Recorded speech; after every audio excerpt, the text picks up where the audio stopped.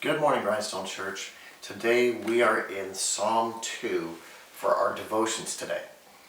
Psalm 1 and 2 function like these two big doors that open up to present us at the very beginning of Psalms of two very important things that we need to know before we open up the Psalms.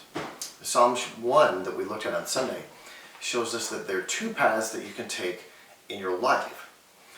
The first path is one that leads to spiritual life. The first path is the path that we walk to have a relationship with God. And if you have a relationship with God, you're alive, you're growing, you're vibrant, like this big, beautiful tree that's down by a river. And if you're not walking the road towards God in relationship with Him, then you're like this husk of wheat, just kind of tumbling around in the fields, and hollow and empty, the complete opposite of an alive and flourishing tree. Now, Psalm 2 continues with this theme of looking at the way that the world is, of continuing to look at the way that our culture is. And so the psalmist does something very interesting in Psalm 2. He dissects our culture and our world in order to equip us and alert us. So let's read Psalm 2 together. It says, "Why do the nations conspire and the peoples plot in vain?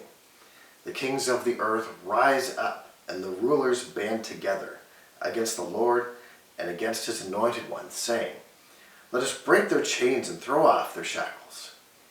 The one enthroned in heaven laughs. The Lord scoffs at them. He rebukes them in His anger and terrifies them in His wrath, saying, I have installed my king on Zion, my holy mountain. I will proclaim the Lord's decree. He said to me, you are my son. Today I have become your father. Ask me, and I will make the nations your inheritance, the ends of the earth your possession. You will break them with the rod of iron. You will dash them to pieces like pottery. Therefore, you kings, be wise. Be warned, you rulers of the earth. Serve the Lord with fear and celebrate His rule with trembling. Kiss His Son, or He will be angry, and your way will lead to your destruction. For His wrath can flare up in a moment. Blessed are all who take refuge in Him." It's really interesting if you think about it. Every day when we wake up and we put on the news or we check out our phones to see the new thing that's going on today, to see what the new updates are, so that we know how we can face today and all this COVID-19 stuff. Well, it seems like every day when we wake up, the media highlights some new things that we need to fear. Have you ever noticed this? Like, we should be afraid of going outside. And then if you wait 5 more minutes, you'll see somebody who's going to get on and say, no, we need to be afraid of staying inside. You're like, well, which one is it? Or somebody will say, we should be afraid of watching the liberal news outlets. Then you wait 5 minutes and someone says, well, actually, we should be afraid of listening to the conservative news outlets. Or you'll have someone come on and say, we should listen, we should comply with our government. And then sure enough, 10 seconds later, someone's counteracting their point and they're saying, no, that's not true. We should be afraid, we should be protesting our government. And so on and on and on it goes. And some of you guys have been telling me you watch the news and you've kind of had enough of it because it's just all this back and forth disagreement stuff, and it's just perpetuating a whole bunch of fear in people's lives. Well, the fear machine of the media is working nonstop these days. It's working overtime. There's no shortage of material that it's working with. Well, interestingly, in David's time and in our time, we see something that works exactly the same. The powers that be in society tell us that listening to God is what shackles us. That listening to God is actually something that chains us and holds us down. And following God, according to them, is seen as something that limits our freedom.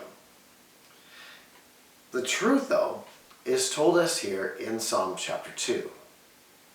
In reality, true liberation comes through serving the one who made us. And here's why.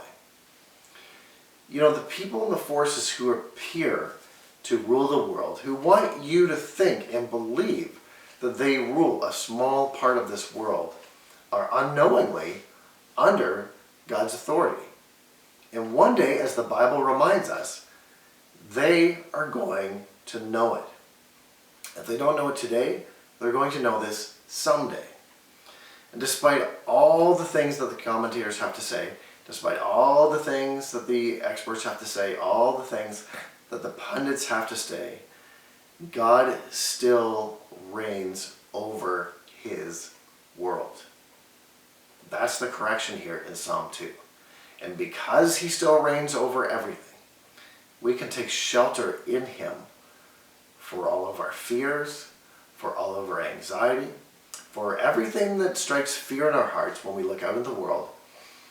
What we can do after reading Psalm 2 is we can say, wait a second, I need to slow down, I need to stop, I need to remember that, first of all, that God exists, that he is here, that he is in control of everything, and we very clearly are not. And it's interesting because, as one author noted, he said, parts of Psalm 1 and parts of Psalm 2, they're really tied together. Because he said this, to be intimidated by the world is as spiritually fatal as being overly attracted to it. And it's this balance that we see in Psalm 1 and in Psalm 2 when we read these two things together. And it's interesting how we watch this psalm, how God watches the world as it builds and creates and has people rise up in different leadership positions who want to convince us of their greatness, of their strength, of their power, of their leadership. And as if they want to flex their collective muscles and say, hey, look how great and powerful and strong we are without God. Look how amazing we are without God. We don't need God at all. Just look at us. And how does God respond to all of this? Well, in verse 4, it tells us God actually has a good laugh about it. He laughs at us strutting around and trying to impress everybody else, to really prove to everyone how much we don't need him. It kind of reminds me of when I was a kid with my brother. We would we would run around the house all the time when we were little kids in our house, and we loved superheroes. We loved sports and athletes, different guys on TV. And what you were doing when you were this like spindly little kid with like these spindly little arms, what would you do? Well, you'd like run around and you were like mean mugging all the time, right? You're always like, and you always thought that you were big and strong because you imitated them and because you kind of looked like them, right? And so what do your parents do? They're like, oh yeah, Brian, you're a really strong man, right? And you're like, and you're like this tiny little kid with like these tiny little muscles. You're not strong at all. Well, it's like that with us, with our strongest skills, with our best efforts. God's strength and wisdom is so much more beyond ours, and like our parents, God just kind of laughs at us. And unlike our parents who save that picture for your wedding day or something embarrassing like that, God understands who we are because he understands how big he is and how truthfully small we are. And kind of getting that size of small and big, getting that ratio kind of straightened out in our minds is on the mind of the psalmist here.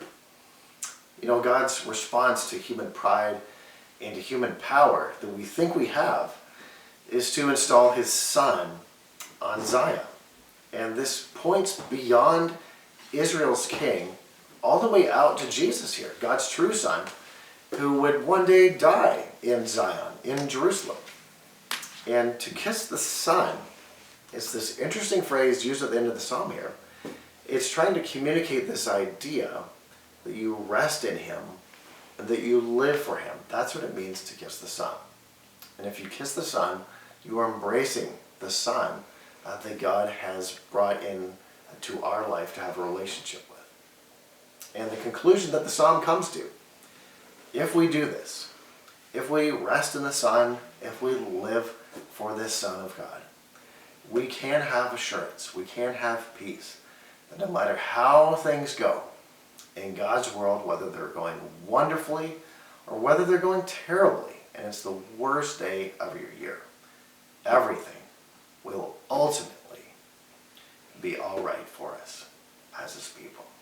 So I hope that's an encouragement to you guys.